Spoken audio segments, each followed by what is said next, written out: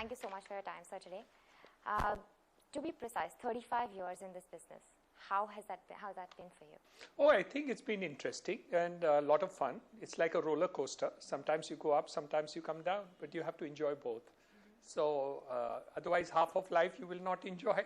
So it's a part of going up. But by and large, the curve is moved up. So I think it's quite a happy situation. Today, I mean, if you see the dynamics have changed, how do you see this whole journey? I think real estate was a very unstructured kind of business and couldn't be called an industry as such at that point of time. It was more like a kind of one-off situation of investments and stuff like that. Bad character people used to be in the line. We were akin to being the Haji Mastans, Yusuf Patels and the Davuds of the world and stuff like that. I think that was the beginning, and people looked down upon us. A large amount of characteristics of sale proceeds were in cash. Black money was rampant in those days, and I think that situation has completely changed its paradigm. And I think now it's an industry. It's a respectful business. Good companies, good people, good corporates want to get into the business of real estate, and also the fact that good professionals are willing to enter the line and really do the business. And of course, TV stations like you are willing to do the real estate as a kind of a slot. So I think all these things have really made a paradigm and things have changed. Governments see real estate as a positive industry. It is necessary for private people to really do this business, and it's not up to government who will really provide the housing for India. So I think the private sector has a great role to play over a period of time. Having said that, I think real estate has failed in many respects, even in spite of the 35 years. The fact that we still have not been able to get affordable housing for all. We have not been able to provide the wherewithal wherein we can cater for all segments of society. I think that's a shortcoming where we have not been able to achieve what we would like to have achieved. So when Hiranandani Group is out there trying to offer something to the masses, how do you actually decide the risk appetite? Looking into the fact that we do layouts and we do townships, I think the wherewithal in terms of internal infrastructure to a great extent is given by us, while other builders more rely on the city to provide these amenities. So we do a lot more for every township that we get into, and by and large we have done it successfully in various places. So would you say that is the key to your growth despite the slowdown in the market? Yes, I think that's one of the factors, but there are many others. People trust us. Number two, a lot of people have dealt with us, but also that the fact that those buildings have stood up the test of time in terms of quality, in terms of plumbing, in terms of waterproofing, in terms of aesthetics. And many times people are very proud of what they have purchased, You've actually gained that trust of the masses. But today, even in the real estate market, is actually going through the customer trust crisis. I mean, it's really not happening. So you think this whole issue about getting a regulator in place and having an industry status will actually solve all the problems? It sounds like a tall order. I don't think it's possible. I don't think any regulation and stuff can possibly improve the marketplace in that sense of the term. There used to be a huge amount of regulation before 1991. Before you decontrolled cement, cement was in a total mess. Before you decontrolled industry was in a mess. When you had control about cars to be issued, it was in a total mess. When you had aviation in control, it was a total mess. So I don't think bringing in more control is going to be helpful in the long run in terms of getting production out of the place.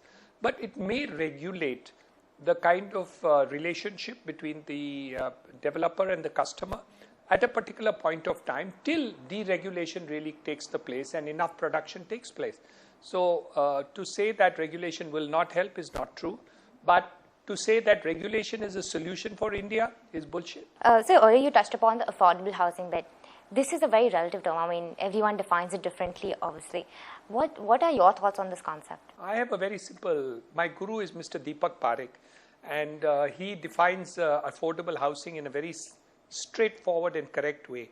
And he says that 5 years income should be the price of the house that you buy. So you take your annual income, gross annual income, top line, and then multiply it by 5. That's the affordable house. So if you can get a house in that salary, That's the affordable house. So if your salary goes up, your affordability goes up. And since the country's affordability is going up because everybody's salaries and more young people's salaries have gone up, more and more people are getting affordable housing available, need the available housing. So automatically the demand for affordable housing is going up. So you think India has inventory to cater to that segment? Of course. We can always cater for any segment of this industry. We are foolish people who do not cater for it. The problem with real estate is that the government is too much under control. Whether it is approvals, whether it's land, whether it is zoning, whether it's FSI, whether it's fungible, whether it's TDR, everything is under control of the government. So what has happened is they are actually strangulating supply. And as other industries and businesses have gone out of the marketplace in terms of controls, more and more control remains in the real estate field, and this is seen quite apparently all over the country. So, but even the Hiranandani plot here went through that process. What happened to that land? Basically, what has happened is it was a private plot and not a government plot. We went through the process of acquisition and release because of the purposes of it was under a tripartite agreement where an arrangement was made. But it was not government land. It was my land. I had purchased it and handed over. The misnomer is that they say it was government land, which it was not. And so obviously these things have gone wrong. We got permission to amalgamate in 1989, and we were allowed to amalgamate and make larger flats. And then also in the case of TDR, you're allowed to make larger flats. Now this has been misread as saying that I violated certain agreements. However, an arbitration award has been given wherein they have shown very clearly that I have not violated any agreement whatsoever. However, there has been an interpretation that why didn't I not cater more for the affordable category. And we are now making it because it's an order of the court, and we'll make smaller sizes of tenements now for the purpose of the marketplace, though I'm not required to do so according to me. But still, I'm quite happy with the order, and we will continue and construct these buildings. Here you have some people who are targeting me and trying to bring me down and spoil my name. I guess this is part of life and part of growing up. And if you are reached at that particular position, people take pot shots at you and find it easy to throw stones at you. Where next does Hiranandani Group go? Well, we are experts in townships, so we do townships. We have townships as a family. We have townships in Powai, we have in Thane, we have 2 townships in Chennai, we have in Bangalore, we have in Hyderabad, we have in Panvel. We are planning in Pune, Nasik, Ahmedabad, mainly in the western and southern region at this point of time. And we hope that these multiple townships will continue to happen. Having said that, we will also do SEZs, we will also do commercial, we'll also do this thing. We are not focused on retail. We are not good retail people. Townships have worked for you, I mean, and everyone has seen that. But it's not really done that well for other developers. What's going wrong there? And what went right for you, rather?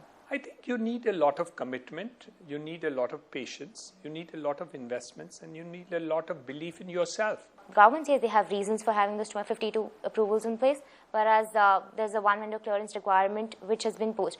How do you bridge this? If leadership believes that by keeping 52 approvals and having dilatory tactics and stuff like that and making it over-regulated and putting controls on FSI and not improving infrastructure in cities is going to solve the housing problem, then I wish them luck. But no country in the world has been able to do it. So I don't see how India can just do by magic grow houses. So I think what we really need to do is to find out some leader who can actually show the way, and both the government and the private people would trust that person or people to lead this revolution to do so. So you actually think that the proposition of no cash transactions will avoid any black money or that kind of a transaction in real estate? There is a lot of problem relating to cost which government is officially charging in cement, in steel, in development charge. My friend Mr. Sushil Mantri in Bangalore did a calculation, and he worked out that for an affordable house, 40% of the total cost of an affordable house is taxes, direct and indirect. Now, if you put 40% as taxes, if you can remove that for a couple of years, you have so many tax-free status for IT and for industry and business. But for affordable housing, you don't have it tax-free. So I mean, if you're putting 40% as taxes, how the hell are you going to make cheap houses if 40% of your cost of housing is in taxes? That's one. And second, it's not easy to get 52 permissions. You buy a piece of land, it takes you 2 years, 3 years to get all these permissions. Forget the cost of the things which go under the table. But even officially, the amount of payment is too high. The stamp duty cost, VAT, service tax, taxes on the materials, tax on people, contractors and stuff like that. I think it's become too expensive. Everybody thinks that real estate and housing is a milking cow, both under the table and over the table. So, I mean, the extortion is really of the industry rather than by the industry. So, and last word, I mean, if you were to put for us on what would you describe as the key catalyst or that would transform the real estate business today in India? Leadership. I think we don't have any leadership in housing. People have thrown it to different people. The center blames the state, states blame the center. Everybody is putting more and more taxes on it. Everybody doesn't understand the implication of FSI, of how redevelopment has to take place. Everybody is making their own silly rules which are not really working for the country and for the city and the thing. And lack of infrastructure. Thank you so much for your comments. Thank you. India's #1 news app. Just got even better.